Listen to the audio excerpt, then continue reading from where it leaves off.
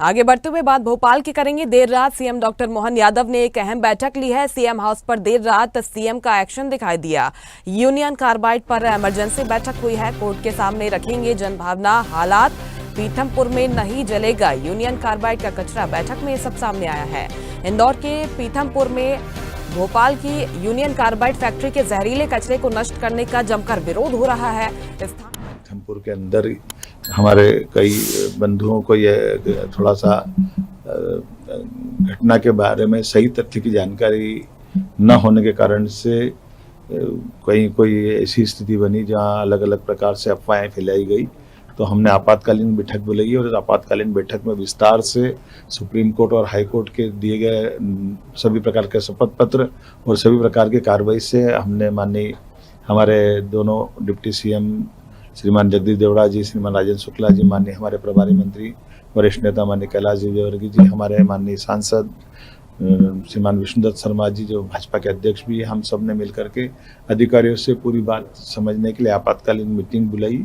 और इस मीटिंग में ही हमने चीफ सेक्रेटरी और एडवोकेट जनरल और लॉ सेक्रेटरी, लॉ पीएस सबके सामने विस्तार से विषय रखते हुए भविष्य में न्यायालय के आगे ये विस्तार से विषय विस्तृत रूप से रखा जाए। और चूंकि अभी तक हमने जो कोर्ट का आदेश का पालन किया उस पर भी विस्तार से बात की और इस बात के लिए पूरी मीटिंग के प्रत्येक मेंबर इस बात पे एकमत है कि किसी भी हालत में हमारा जो स्टैंड है वो माननीय न्यायालय के निर्देशों के अनुरूप भी है, लेकिन जनता के हित में कोई भी किसी प्रकार का अहित न हो इसकी भी चिंता हम पूरी करेंगे।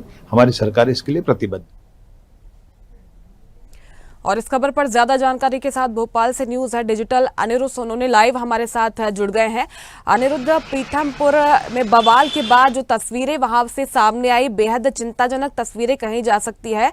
इसके बाद स्थिति की गंभीरता को देखते हुए मुख्यमंत्री खुद आ गया है कि जनता में किसी तरह का भ्रम न बने, ऐसी स्थिति निर्मित ना हो। उन्होंने खुद आगे होकर ये आश्वस्त किया है जनता को कि आपकी सेहत के लिए सरकार ध्यान में रखकर आगे कदम उठा रही है, आपको चिंता की कोई जरूरत नहीं है।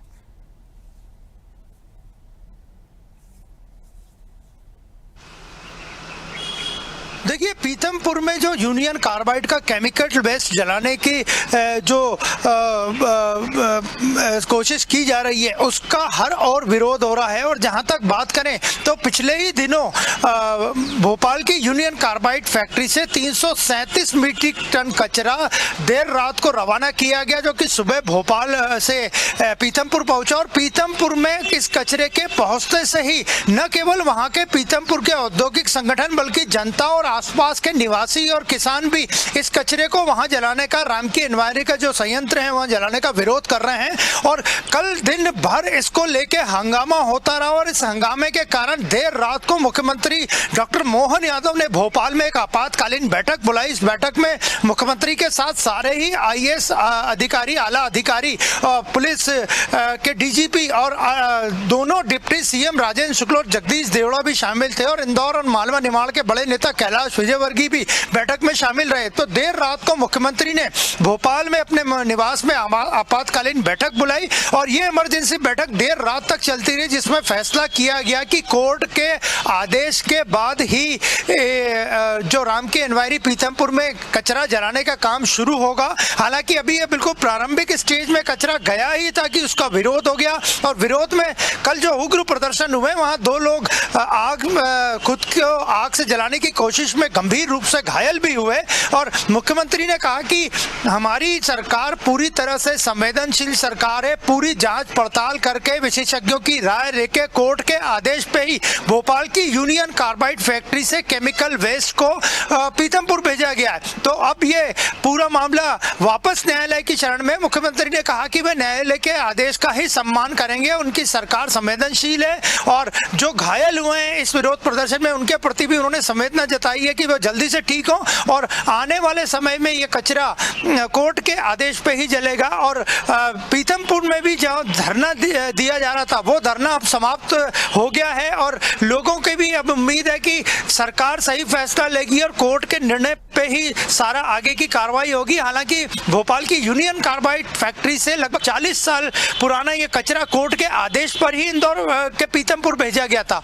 तो मुख्यमंत्री ने देर रात बैठक ली और मुख्यमंत्री और उनकी टीम खुद पीथमपुर की पूरी स्थिति पे नजर रखे हुए हैं। अनिरुद्ध, एक याचिका भी इसके खिलाफ लगाई गई है और इस पर सुनवाई होनी है। क्या इसका वेट किया जाएगा कि इस सुनवाई के दौरान क्या कुछ निकलकर सामने आता है, हाईकोर्ट क्या कुछ फैसला सुनाता है, इसके बाद ही आगे की कुछ कार्रवाई होगी?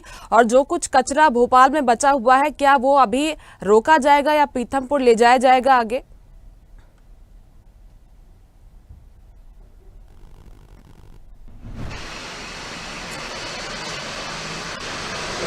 देखिए, अभी फिलहाल तो सरकार का भी कहना है कि वो कोर्ट के आदेश पर ही आगे कचरा जलाने की कार्रवाई पीथमपुर की राम की एनवायरी फैक्ट्री में करेगी। लेकिन जहां तक बात करें विपक्षी दल कांग्रेस का, तो मुख्यमंत्री खुद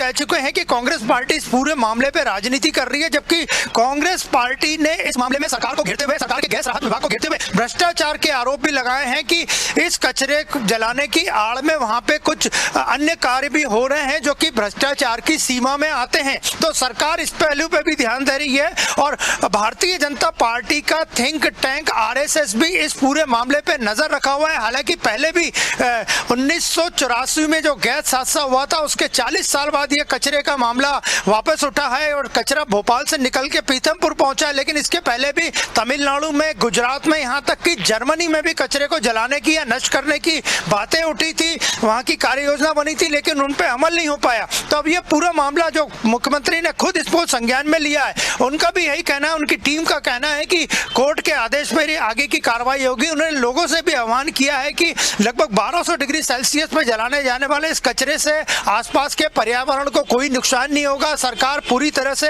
पर्यावरण विशेषज्ञों और केमिकल विशेषज्ञों से राय लेके ही आगे की कार्रवाई भी करने जा रही थी, लेकिन प्रदर्शन और विरोध के चलते ये कार्रवाई रोकनी पड़ी। लेकिन आगे कोर्ट जो भी निर्णय देगा सरकार उसका पालन करेगी। और मुख्यमंत्री ने पीथमपुर के लोगों से, बिल्कुल, कोर्ट में क्या कुछ निकलकर सामने आता है, कोर्ट क्या फैसला सुनाता है, अब इसी का इंतजार है और इसके बाद ही आगे कुछ कार्रवाई हो पाएगी। शुक्रिया अनिरुद्ध आपका जानकारी पहुंचाने के लिए। लेटेस्ट खबरों के लिए लाइक, फॉलो और YouTube पर सब्सक्राइब करें, बेल आइकन दबाएं, साथ ही विजिट करें swedishlive.com पर।